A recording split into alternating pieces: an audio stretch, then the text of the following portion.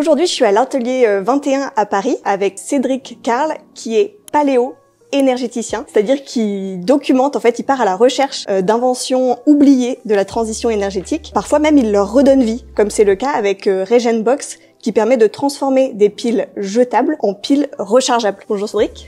Bonjour Émilie, bienvenue. Merci. Est-ce que on peut commencer par parler de l'éléphant qui est au milieu de la pièce, c'est-à-dire Regenbox? C'est ça. Parce que c'est incroyable ce projet. C'est incroyable. Effectivement, c'est un brevet qu'on a retrouvé, qui a été mis au point par un des co-inventeurs de la pile alcaline moderne, Carl Kordesch, qu'on peut voir juste ici. En fait, on a tiré son portrait. Et Carl Kordesch, en fait, il a co-inventé la pile alcaline moderne dans les années 50 avec deux autres ingénieurs aux États-Unis à l'époque. Lui, c'est un électrochimiste brillant, en fait, autrichien d'origine, mais qui va faire toute sa carrière aux États-Unis. Il va aussi collaborer avec la NASA. Il va faire des piles à combustible, il va travailler sur l'hydrogène, il va travailler sur différentes technologies de batterie. Et à l'époque, il constate une réversibilité. Donc on ne dit pas une rechargeabilité, une réversibilité. Donc dans l'électrochimie, il voit qu'effectivement, on peut redonner de la capacité à la pile alors qu'on pense qu'elle est à usage unique. Et dans les années 80, il va carrément sortir un produit qui est dans le petit musée là qu'on va pouvoir filmer juste après. Il invente en fait un chargeur de piles non rechargeable. Donc les piles, les fameuses piles alcalines qui fonctionnent avec une technologie au manganèse. Donc manganèse qui est aussi devenu un des matériaux stratégiques suite à des tensions géopolitiques sur pas mal de matériaux. Il y a une vingtaine de matériaux qui ont été définis par l'Europe comme des matériaux stratégiques et le manganèse en fait partie. Donc finalement, nos piles alcalines, il faut qu'on y fasse très attention parce qu'elles sont pleines de manganèse aussi. Et donc en fait, on a du coup reprototypé son dispositif. Donc lui, en fait, ce qu'il fait, c'est qu'il envoie des micropulsions électriques dans les piles. Donc c'est de la charge très lente. Mais c'est une charge qui permet à la pile de retrouver une capacité. Et donc on a inventé un premier chargeur de pile qui est aussi un déchargeur de pile. Et puis qui est équipé en fait d'une technologie un peu plus complexe que l'époque parce qu'on a un petit Arduino dedans qui va permettre de se connecter avec un ordinateur. Parce qu'on s'est dit, une technologie des années 80 sur des piles alcalines des années 80 peut-être ne fonctionne pas aujourd'hui sur des piles alcalines moderne. Peut-être qu'il y a eu des évolutions dans les technologies, dans la manière, dans l'architecture de la pile, etc. Et on avait besoin de vérifier de manière collégiale. Et donc on a ouvert en fait une sorte de chantier participatif qu'on a fait avec des Fab Labs, des écoles d'ingénieurs. Nous on en a fait beaucoup. On a d'ailleurs juste à côté un de nos anciens bancs test qui clignote comme un sapin de Noël, voilà, qui permet de tester plein de piles en même temps. Et donc on a voulu vérifier la régénérabilité de ces piles, le fait que ça fonctionne ou pas sur les piles modernes. Et donc, on voit bien, effectivement, quand on les décharge, alors là, on les décharge un peu fortement, hein, on les choque, on va jusqu'au point de rupture. Quand on les décharge jusqu'à 0,9 volts, on arrive à faire plusieurs cycles, en fait, plusieurs recharges. Okay. Donc, effectivement, ça prend du temps, mais ça veut dire qu'on ne jette pas une pile tout de suite et qu'on lui donne un deuxième, une troisième vie, voire jusqu'à beaucoup plus. Parce que moins on la décharge, plus on va pouvoir lui donner des cycles de vie. Ouais, parce que c'est ce que je trouvais fou en préparant notre rendez-vous aujourd'hui, qu'en fait, il y a que la moitié des piles qui sont collectées aujourd'hui. Le reste, ça part en incinération ou en enfouissement. Ah oui, 48%. 48%, donc on peut dire une pile sur deux, en fait. Voilà. Donc ça veut dire qu'une pile sur deux de 1,5 milliard d'unités, en fait, en France, rien qu'en France. Hein, ouais, parce que c'est pareil, on pourrait se dire, finalement, des piles, on en utilise de moins en moins. Ça, c'est un peu faux. En fait, c'est contre-intuitif. Ouais. Nous-mêmes, on le pensait au début. Il y a plein de gens qui nous disent, mais non, mais ça, c'est des piles de grand-mère, en fait. Non, les ventes sont en croissance en France et dans le monde entier. On passe, je crois, d'un marché de 17 milliards à une vingtaine de milliards par an au niveau mondial. C'est en croissance et il y a un désamour de la pile rechargeable. Il y a énormément de gens qui nous l'ont dit. Moi-même, j'étais un peu déçu par les piles rechargeables, y compris des professionnels qui travaillent avec des batteries. Ils nous ont dit, non, mais les rechargeables, ça fonctionne pas. En tout cas, les rechargeables NiMH. Et donc, la pile alcaline a encore une grande place et au niveau mondial aussi, c'est encore beaucoup de piles utilisées par habitant. Ce que j'ai trouvé incroyable avec ce projet Regenbox, c'est le succès qu'a eu votre campagne de crowdfunding. Je pense que c'est un bon indicateur du besoin qu'il y avait de recharger ces piles. Vous avez fait 55 000 €, c'est ça Oui, alors, je crois on en a fait deux. En fait, le premier, c'était pour fabriquer ce prototype. Et donc, en fait, bon, ça va jamais assez vite. Hein. On a prototypé ça il y a déjà quelques années. Après, le temps de compiler les résultats, de faire travailler les communautés, c'est quand même une bande passante assez impressionnante à développer. On s'est aussi, je dirais, un peu beaucoup fatigué à ça, mais c'était un passage obligé, en fait. On voulait avoir une preuve collective. On voulait pas qu'on puisse nous-mêmes se tromper sur le fait qu'on avait une capacité à récupérer ce déchet toxique et à en refaire quelque chose. La pile LR6 et LR3, elle est classée dans les déchets toxiques comme les déchets électroniques. Et une petite pile, de 25 grammes, c'est 150 grammes de CO2. Donc en fait, elle encapsule beaucoup d'énergie grise à l'intérieur. Des métaux qui ont traversé le monde, qui ont été raffinés ici, extraits là. Donc c'est beaucoup de kilomètres, c'est beaucoup de transport, c'est beaucoup de matériaux, c'est beaucoup d'eau encapsulée dans un petit machin.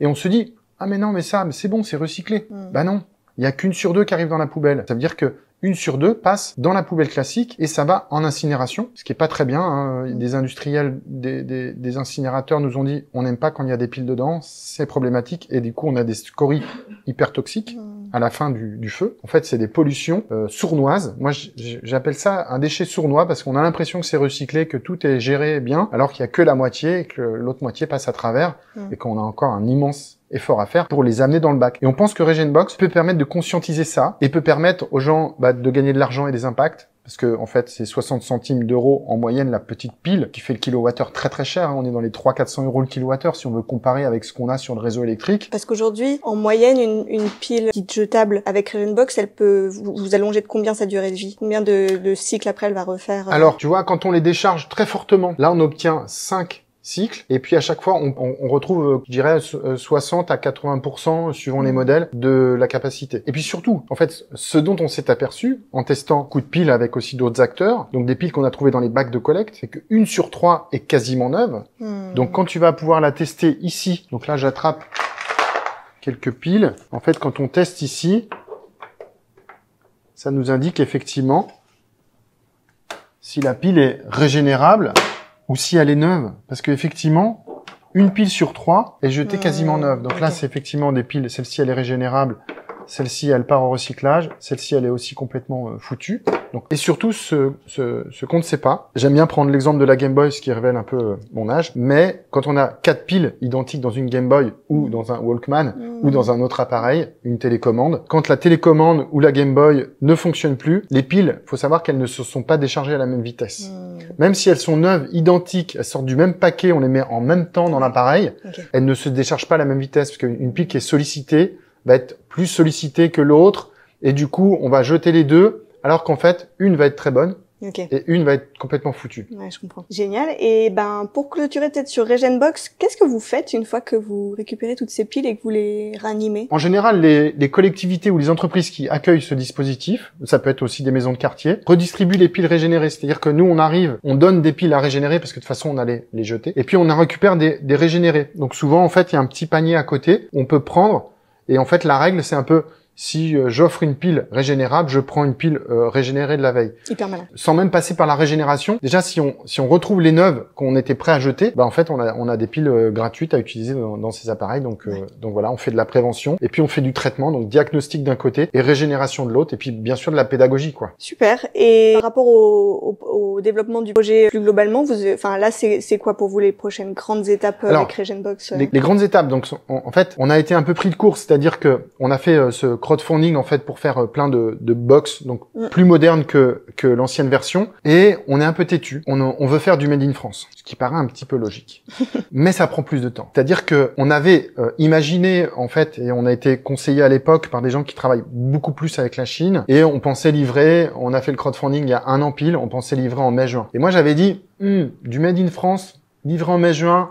Parce qu'on n'est quand même pas une immense équipe, mais en fait toute l'équipe est hyper motivée et a envie d'en découdre avec ce petit déchet toxique. Et en fait on a pris beaucoup de retard, et là on est en train de livrer vraiment. Là on a les moules en plastique, on a un partenaire aussi Greenfib made in France avec du plastique biosourcé, donc ça valait quand même le coup d'attendre et de bien chercher, et avec voilà beaucoup d'éléments qui sont fabriqués plutôt ici, et avec un objet qui sera, on espère, le plus solide possible. Typiquement pour les bornes, elles sont louées, donc la maintenance, c'est nous qui l'assumons. Donc en fait, on a plutôt intérêt à faire un objet complètement réparable. Donc là, on vient de rejoindre le club de la réparabilité et de la durabilité, qui travaille sur les indices de réparation des appareils, etc. Et nous, on a fait tout conçu pour que ce soit entièrement réparable et faire de la maintenance dessus, parce que c'est un peu le but de la manœuvre. Trop chouette. Alors, merci pour tout ça déjà. Ici, on est dans un micro-musée. Est-ce qu'on peut lui donner ce nom-là? Oui, c'est ça. Donc son nom, c'est le Rétro Futur Museum. C'est ça. Est-ce que tu peux nous expliquer où on est en fait? Ouais. Alors en fait, on est dans les bureaux de l'atelier 21, Ouais. où on aperçoit Simona et Simon derrière leur poste de travail, et Loïc qui est à Arles. Alors l'équipe Regenbox est devenue une entité indépendante qui est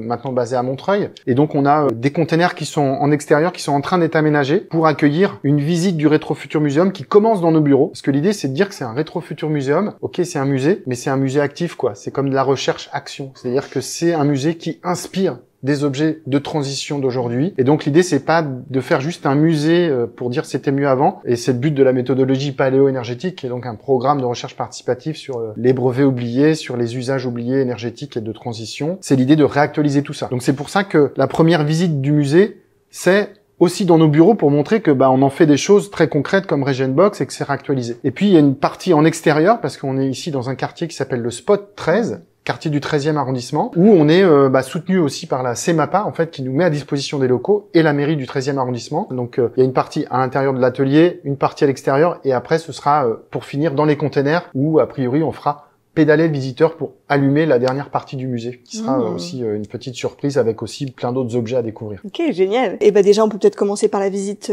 ici. Avec plaisir. C'est parti. Bienvenue au Rétro Futur Museum, dans les bureaux de l'Atelier 21. Ce musée est né grâce à un programme de recherche participatif qui va fêter ses 10 ans en 2025, qui est né en 2015 pour la COP 21, tenu à l'époque par le ministère de l'écologie, avec qui on avait développé des animations. Et on s'était dit, on va avoir plein d'experts qui viennent de partout dans le monde. On s'était déjà aperçu à l'époque qu'il nous manquait une ressource, une sorte de panorama sur l'histoire des inventions énergétiques, que ce soit dans le biogaz, dans les véhicules électriques, dans les maisons solaires. Et du coup, on a décidé de lancer un site internet à l'époque, qui est devenu aussi une frise en papier, qu'on déploie des fois dans les maisons de quartier. On fait pas mal d'ateliers dans les écoles d'ingénieurs. On travaille aussi avec des professionnels de la construction, des entreprises, et qui se posent des questions sur la souveraineté industrielle, sur la souveraineté numérique, sur la question de la maintenance, et donc en fait, le projet propose de recueillir tout un matériau qui est une sorte d'héritage industriel sur des pratiques et des usages énergétiques qui vont de, comme je disais tout à l'heure, du biogaz à l'hydrogène, ou encore des pratiques énergétiques dans les logements, comme l'exemple qu'on adore, c'est le kotatsu. Et là,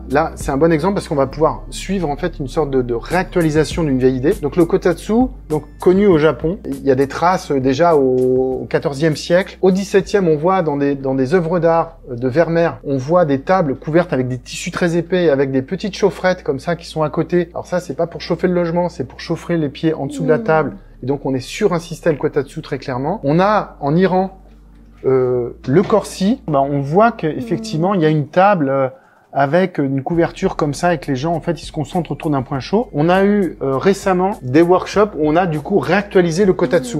Et alors là, c'est avec des étudiants en design. Et en fait, l'idée, c'était de mettre la tour de l'ordinateur en dessous qui chauffe de toute façon, et puis d'avoir en fait un confinement, si tu veux, de la chaleur pour chauffer près du corps. Et du coup, on teste aussi des choses. C'est-à-dire que là, si on regarde le bureau où il y a Simon et Simona, eh bien en fait, on a un système de chauffage soufflant qui est en dessous. Magnifique. Le principe de base de la low-tech, tester sur soi-même. C'est ça, et on économise pas mal d'énergie et aussi d'euros, parce que voilà, notre association fait aussi des économies sur les dépenses énergétiques, et on a une énergie qui est proche du corps. Et ça, c'est des choses qu'on va retrouver typiquement dans le musée. Alors, c'est souvent ce qu'on dit à l'atelier 21, c'est que l'énergie est invisible. Et donc, il faut mesurer l'énergie, il faut la rendre visible. Donc, on a des thermomètres d'ambiance. On a ici un anémomètre très ancien, un anémomètre russe, qui permet de mesurer des vitesses de vent. Et puis, on a aussi des appareils plus contemporains, comme la caméra thermique. Donc effectivement, la caméra thermique va permettre de vraiment comprendre de manière très vulgarisée ce qui se passe dans un matériau. Et puis on a aussi des appareils comme ça un peu plus contemporains qui sont en train de s'allumer, qui permettent de dataloguer l'énergie à la maison. Donc en fait, on montre bien sûr des choses anciennes, mais comment aussi tout ça s'ancre dans une modernité. Ensuite, on a un grand chapitre sur l'énergie solaire, parce que l'énergie solaire, elle est à l'origine aussi de la biomasse, des vents sur Terre et de beaucoup d'autres énergies. Une chose qui est très peu connue, c'est que Léonard de Vinci a beaucoup travaillé sur l'énergie solaire. Il voulait faire fondre du bronze à l'énergie solaire, notamment pour une grande sculpture monumentale. Et à l'époque, c'est la révolution du miroir en Italie et de l'optique. Et donc, on arrive à faire de la concentration solaire grâce à ça. Exactement. Et en fait, on a envie d'imaginer au sein de l'atelier 21 une uchronie pour dire, et si Léonard de Vinci, il avait pu faire fondre son bronze quelle direction aurait pris la concentration solaire. Et alors ce qui est marrant, c'est que Léonard de Vinci va finir sa vie au Clos Lucé, à côté de Tours, et que un des pionniers de l'énergie solaire à concentration, c'est Augustin Mouchot. Il est enseignant en mathématiques au 19e à Tours, dans les années 1850-60, et il va se remettre à faire des paraboles solaires. Et donc on pense qu'il s'est quand même un peu inspiré de Léonard de Vinci. Et donc il va, si tu veux, prototyper plein de paraboles solaires. C'est quoi le mécanisme là, typiquement, de sa parabole solaire à lui? En fait, on a des rayons qui arrivent sur la parabole qui vont se concentrer sur le point de focale, donc sur ce tube sous vide au milieu. Ça va chauffer de l'eau, ça va faire monter l'eau en vapeur, ça va faire fonctionner une machine à vapeur, une petite machine à vapeur qu'on voit ici, qui est derrière la machine ici. Et cette machine va entraîner une presse. Et donc, ils font une imprimerie solaire à l'époque. Et donc, ils ont imprimé... plusieurs centaines de journaux par heure en 1882 dans les jardins des Tuileries. Et donc, on est un peu des enquêteurs et donc, on recherche même ces journaux. Pour l'instant, vous les avez pas retrouvés? Pas encore. Dommage. Mais on désespère pas. Et puis, quand on fait des ateliers dans les écoles, ou voilà, on n'hésite pas à en parler et on laisse même, on a un petit flyer avis de recherche. Et on dit, voilà, on recherche le Soleil Journal qui a été imprimé à Paris en 1882. Ouais, parce que c'est ça qui est impressionnant dans votre projet paléo-énergétique, c'est que... Paléo-énergie? Oui. Ouais. C'est que c'est collaboratif. C'est-à-dire qu'en fait, vous appelez vraiment les gens à contribuer, à permettre de faire ce recensement qui est énorme et que un individu pourrait pas faire. Là, c'est plus quelqu'un qui a retrouvé quelque chose dans le grenier de sa grand-mère et... C'est important pour nous de retrouver ça, de le diffuser dans les écoles d'ingé, de montrer en fait tout ce cheminement. Parce que c'est vrai que l'histoire officielle qu'on a de la transition énergétique, c'est machine à vapeur, charbon, puis pétrole, puis production d'électricité, et puis point à la ligne. Et donc il y a ce truc très linéaire et on n'a pas en fait tous ces moments où il y a eu des... Il y a plein de choses qui sont apparues, qui se sont arrêtées. Souvent on voit que, l'histoire le montre, c'est pendant les périodes de crise où il y a le plus de gens qui font des choses comme ça, d'innovation, d'inventivité. Et puis le jour où la tonne de charbon et le pétrole redevient accessible, en fait on oublie tout et on recommence. Bien sûr, on va vers le plus simple finalement en fait, ce qui est accessible. C'est légitime. Voilà. C'est légitime. Quand en plus à l'époque, il n'y a pas de changement climatique, il n'y a pas de limite planétaire, parce que on est sur une planète bankable et puis il n'y a pas de limite. Sauf que là, voilà, on a conscientisé que il y avait des limites planétaires, il y a des enjeux géostratégiques. Il faut bien sûr aller vers une forme de sobriété pour utiliser la bonne quantité pour que ce soit durable, parce que si on épuise tout, qu'est-ce qu'on va faire demain? En fait, c'est un peu dommage. Si on veut, conserver des démocraties confortables, en fait, il faut doser un peu notre usage de la planète et de ses ressources. Et donc, en fait, ce que raconte aussi cette exposition, c'est que les solutions dont on a besoin pour répondre à cette contraction énergétique qui arrive, elles sont peut-être dans le passé. Et donc, on n'a pas forcément besoin de toujours imaginer qu'elles sont à créer. Elles sont juste à remettre au goût du jour. On a, je pense, une sorte de biais cognitif. Ah, c'est le futur et c'est l'innovation. Il faut réinventer les choses à chaque fois. Mettons en complément. Donc, on n'oppose pas les low-tech et les high-tech. Surtout pas. Elles sont complémentaires. Et donc, ça veut dire qu'on a en réserve, dans nos bagages, dans notre héritage industriel, plein de solutions, plein d'inventeurs qui ont fait des choses, des femmes et des hommes qui ont, à un moment pénurie, fait autrement et montré qu'il y a d'autres manières de faire. Ouais, c'est hyper ingénieux. Nous, on est vachement aussi sur les usages. C'est-à-dire que, en fait, dans notre frise paléo-énergétique, que j'ai pas à mentionner, c'est qu'on recueille aussi les imaginaires collectifs et les usages énergétiques. Si tu veux, la table Kotatsu, c'est pas un moteur, c'est pas une innovation. Je pense que ça a été inventé par les gens. Donc c'est de l'innovation vernaculaire, ça on adore ça. Et en termes de vision, on a une pépite, c'est le livre Travail d'Émile Zola, dernier bouquin qu'il va écrire avant sa mort, qui sort en 1901. Et c'est un ouvrage qui fait l'apologie du fourriérisme, donc d'une forme d'humanisme technologique, d'humanisme industriel. Et dedans, il parle de véhicules électriques en autopartage. On est en 1901. Il parle d'énergie solaire pour s'émanciper du charbon. Et il y avait les prémices, si tu veux, à l'époque, d'une société post-charbon.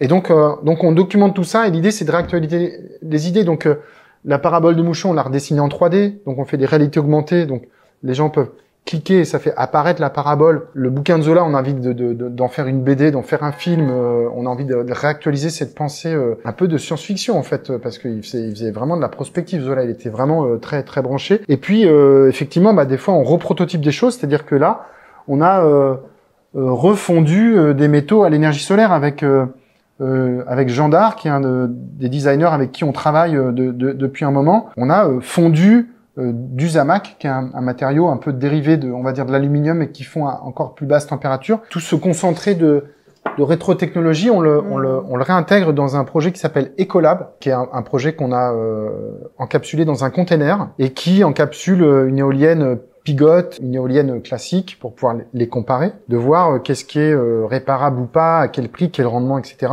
On a bien sûr de la fonte solaire, on a l'Expo Paléo, on a Regenbox qui est encapsulé dedans, on a un bélier hydraulique, on a voilà un certain nombre de technologies que les jeunes ingénieurs peuvent récupérer, améliorer, réactualiser, pourquoi pas. Et puis, surtout, peut-être retrouver des pépites qui sont sur des territoires. Et donc, la première école à avoir dupliqué ce container école, c'est l'école des arts et métiers de Conakry, qui est basée en Guinée, qui est une école d'ingénieurs. Voilà. Et puis, là, on est dans un processus où, on est installé au Jardin des Traverses, dans le 18e arrondissement de la ville de Paris, qui est un projet d'agriculture urbaine et qui est aussi un projet de formation, d'enseignement, pour montrer qu'il y a aussi des métiers j'ai envie de dire, d'urbanisme durable de la ville, avec de l'agriculture urbaine, de la revégétalisation, etc. Et en fait, on a rejoint ce projet pour aussi avoir une brique complémentaire sur les questions énergétiques. Génial. Je suis impressionnée par le côté de partir de cette collecte, de ce patrimoine industriel qui risquait de se perdre si on le centralisait pas, on aurait pu complètement l'oublier et c'était une valeur qui allait se perdre. Et qu'à partir de là, j'ai l'impression que ça donne plein de petits projets qui gravitent finalement autour de vous, qui parfois prennent leur indépendance. C'est ça. L'idée, nous, c'est un peu comme le Low Tech Lab. On est des chineurs de Low Tech. On est des chineurs de rétrotech. Tout ce patrimoine, en fait, on a mis 10 ans à le recueillir. Finalement, il s'enrichit encore, en fait. Ça s'arrête pas. C'est-à-dire que plus on en parle dans les écoles, plus il y a pas longtemps, il y a quelqu'un d'un éco-organisme qui nous a visité, qui nous a dit, ah, mais vous connaissez pas la Mesa Camilia? Et en fait, c'est la version du Kotatsu espagnol. Et on connaissait pas. Et donc, en fait, c'est en rencontrant aussi les gens et un savoir vernaculaire qu'on fait remonter tout ça et qu'on redistribue derrière pour avoir une culture commune, quoi, sur cette grande histoire des innovations énergétiques qui est extrêmement riche et qui est assez méconnue. Carrément, génial. Est-ce qu'on poursuit notre visite? Oui, alors, nous, on aime bien ce petit paragraphe-là. En fait, ici, on voit un fromage et un bocal le parfait. Et donc, c'est juste après le chapitre sur l'énergie solaire. Et en fait, c'est pour dire que le soleil, en fait, c'est un grand fournisseur de calories. Il fait de l'herbe. Les vaches mangent de l'herbe. Les vaches font du lait. Mais elles font peut-être trop de lait au même moment. Pareil, quand on a trop de tomates l'été, il faut qu'on puisse les stocker pour la période hivernale. Et en fait, dans les énergies qu'on consomme aujourd'hui, c'est pareil. Il y a de l'intermittence. Elles sont pas là au même moment où on les consomme. Il faut qu'on puisse les stocker. Et donc, c'est ce qui nous permet de dire que on n'a pas inventé le fromage et l'aspartisation et la lactofermentation par plaisir, mais c'est plutôt par nécessité pour pouvoir stocker nos calories. Ouais. Là, c'est vraiment pour dire que on a fait ça depuis tous les temps et que aujourd'hui, en fait, c'est ce qui nous permet d'enchaîner sur le paragraphe sur les batteries et de dire qu'effectivement, on peut stocker dans le solaire, mais dans la chaleur, parce qu'en fait, un chauffe-eau solaire thermique est une batterie. Bien sûr. Fait, on stocke aujourd'hui et ça existe depuis très longtemps dans de l'air comprimé aussi. Donc l'idée, c'est aussi de montrer des objets concrets. Et de faire vivre une expérience, c'est-à-dire de pas rester juste dans le PowerPoint ou le truc un peu plat ou le vieux brevet. Des batteries, on a des choses intéressantes et surtout, on a des batteries qui sont, tu vois, sans couvercle. Ça montre que qu'on pouvait faire de la maintenance avant sur les batteries. Donc c'est un enseignement hyper intéressant. On a aussi la batterie de la Ford T. Donc ça c'est aussi intéressant parce que ça peut permettre de faire du rétro-engineering. On a un appareil de Gustave Trouvé.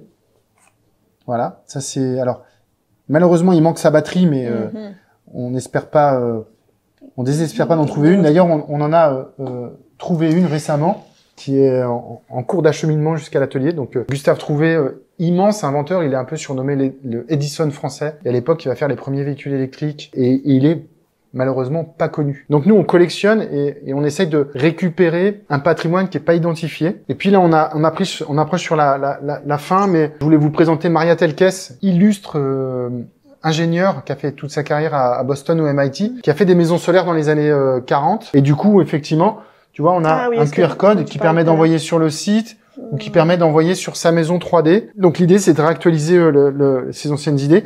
Ici, on a un paragraphe sur se rafraîchir et chauffer les corps. J'ai envie de dire à l'atelier 21, on fait partie de ce mouvement qui pense que on peut faire des grandes économies si on chauffe pas entièrement les espaces, mais si on essaie de chauffer près des corps. Et donc on pratique ça nous dans l'atelier et on essaye aussi de retrouver des objets. Donc on trouve, si tu veux, ce qu'on appelle des chauffeuses, voilà, qui sont des appareils. C'est une brique. C'est une brique réfractaire en céramique qui se mettait sur les appareils ou les radiateurs et qui permet d'avoir en fait un élément énergétique, une pile énergétique en fait, un peu comme la bouillotte, c'est un peu la même chose. On a des chauffe-mains, voilà, qui sont aussi des batteries thermiques, et puis on a des appareils pour réchauffer les corps et aussi refroidir. Bien sûr, l'éventail, le ventilateur. Et là, on a retrouvé un brevet qui s'appelle Frigose. Ça fera l'objet d'un prochain projet de rétro-ingénierie. Et en fait, c'est un refroidisseur d'air qui permet, juste par évaporation, de rafraîchir la maison. Ok. Et donc ça a été déposé dans les années 1910-1920. Les anciens, ils faisaient beaucoup avec peu. Oui, c'est vrai que quand l'énergie est pas abondante, ça rend tout de suite vachement plus créatif, quoi. Ouais, c'est clair. Quand on n'a pas le choix, effectivement, il faut qu'on invente. Et puis on a le fameux moine ici. Et puis on finit par un peu, voilà, les questions d'éclairage, avec ici, bien sûr, des lampes à friction. Donc celle-ci, elle est française, c'est la Pygmy. On a une version, la Lucifer, qui est une version belge. Et puis nos amis suisses, en fait, avec une lampe de l'armée suisse. Donc c'est toutes des lampes à manivelle, à friction. Et là, ce qui est très marrant, c'est de voir que voilà, l'ampoule fonctionne toujours. Eh ben, déjà, incroyable ce musée, tout ce que vous avez réussi à retrouver. Merci. Donc là, on est à l'atelier 21 et derrière nous, il y a un vélo avec de quoi faire de la musique. C'est ça. Je crois que c'est un Solar Sound System. C'est ça, Exactement. comme ça que ça s'appelle. Ouais, c'est tu vois un petit vélo à assistance électrique et qui va permettre grâce à l'énergie solaire et grâce à des Ah oui, il y a un panneau bien sûr. Ouais. on a un petit panneau au-dessus, on a des systèmes de consommation très basse pour les speakers, etc. On fait très attention à tout ce qu'on consomme. En fait, on met pas de trucs inutiles. Si on met des éclairages, c'est tout est à LED pour être très basse consommation. Et puis on a aussi des gens qui pédalent sur des vélos, donc qui voient du coup l'énergie se matérialiser en fait sur des rampes de LED. Ça permet de comprendre quelle est la consommation du DJ, quel est l'apport solaire. Et puis, quelle est la production instantanée d'un cycliste? Ouais. Qu'est-ce qu'on peut faire comme énergie avec son propre corps? Et donc là, c'est aussi histoire de se confronter avec notre capacité humaine à produire de l'énergie en site isolé. Et se rendre compte à quel point c'est précieux aussi. Parce que voilà. finalement, quand tu la produis toi-même... C'est ça, effectivement. Et puis souvent, ce qu'on dit, c'est que la fête finance la recherche. Ouais. Effectivement, les fêtes avec le Sound System, ils ont permis de financer, de démarrer plein de projets. Que ce soit Regenbox, Paléo Énergétique, on n'avait pas forcément des budgets qui étaient complètement bouclés. Grâce à nos mécènes et grâce à des financements propres, grâce à des fêtes qu'on a fait avec plein de gens, les gens, en fait, ils ont pédalé pour financer de la recherche. Donc on dit que, effectivement, la fête finance la recherche. Et l'idée, c'est de se marrer. Et donc, on a aussi un réseau, on a une web radio aussi avec qui on partage plein de contenus culturels. Parce que on aime bien faire la teuf, on est des music lovers. Moi-même, je collectionne les disques depuis que j'ai 15 ans. Et donc, voilà, c'est aussi un plaisir. Il faut avoir du plaisir et arriver à mélanger le sens, le plaisir et l'action au quotidien. En tout cas, c'est ce que j'essaye de m'efforcer à faire tous les jours. Génial. Et pour ceux qui ont envie de suivre un peu vos actualités, ou vous rejoindre, ou vous rencontrer, comment ça se passe? Alors, où est-ce que je les renvoie? On a deux sites. On a notre atelier ici, dans le 13e arrondissement, au 5 allées Paris-Ivry, qui héberge aussi le Rétrofutur Muséum. On a le Jardin des Traverses, qui est porte de Clignancourt, où on a l'Écolab, en fait, qui va être ouvert et disponible sur aussi rendez-vous et lors des ouvertures du Jardin des Traverses. Et puis sur les réseaux sociaux, bien sûr, le site atelier21.org est plein de ressources. Il y a des programmes de recherche sur les réseaux électriques et sur ce qu'on appelle les smart grids. Il y a plein de choses et plein de ressources sur la précarité énergétique. On a créé un kit d'événements pour que des gens qui soient pas énergéticiens puissent organiser un événement local sur la précarité énergétique. Donc ça peut être un Fab Lab, une ressourcerie. Donc c'est pas forcément des sujets qu'on maîtrise, mais nous on explique comment s'entourer de compétences pour maîtriser le sujet. Et donc Paléo Énergétique, le site, il est aussi en ligne. Il y a un site aussi Regenbox qui permet de comprendre en fait où en est le projet. Et puis après chaque projet, chaque canal, par exemple Paléo Énergétique a son LinkedIn, son Instagram, voilà, différents réseaux sociaux. Donc l'atelier 21, c'est une bonne porte d'entrée pour découvrir tous les projets qui gravitent autour. Et après chacun a sa vie propre. Voilà. Génial. Ben, merci beaucoup pour cette visite. Merci à toi, puis à bientôt. À très vite.